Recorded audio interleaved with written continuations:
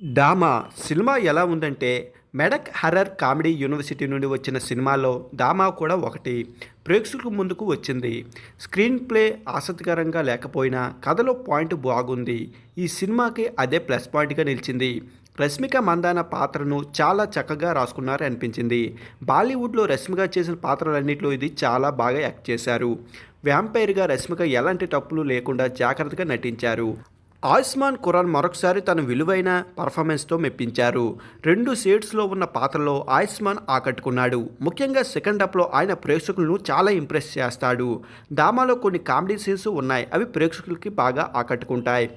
అయితే ఈ ప్రాజెక్టులో వచ్చిన మిగతా సినిమాల కంటే డామాలో ఆసక్తికరమైన కథ ఉంది. కానీ ప్రేక్షకులు పూర్తి స్థాయిలో మెప్పించడంలో అది విఫలమైంది.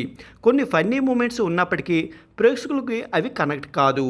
సినిమాలో కొన్ని మంచి మూమెంట్స్ ఉన్నా ఎక్కువగా బోర్ కొట్టించేలా ఈ సినిమా సాగదీత. డామా సినిమాకి స్టోరీ చాలా వీక్గా సాగిందనే చెప్పాలి. ఎడిటింగ్ టీం ఈ విషయంలో చాలా మెరుగైన పని చేయాల్సి ఉంది. ఒక ట్రెండ్ పాటలను కూడా తొలగించి ఉంటే సినిమా ఇంకా బాగుండేది. ఈ సినిమాకు తెలుగు డబ్బింగ్ వర్క్ కూడా అంతగా లేదు. ఇలాంటి ప్రజెంటేషన్ ప్రొడక్షన్ నుంచి వస్తున్న సినిమా కావడంతో డబ్బింగ్ విషయంలో ఇంకా బెటర్గా వర్క్ చేయాల్సి ఉంది. క్లైమాక్స్ ఎపిసోడ్ కూడా ఇంకా బెటర్గా రాసుకోవాల్సింది.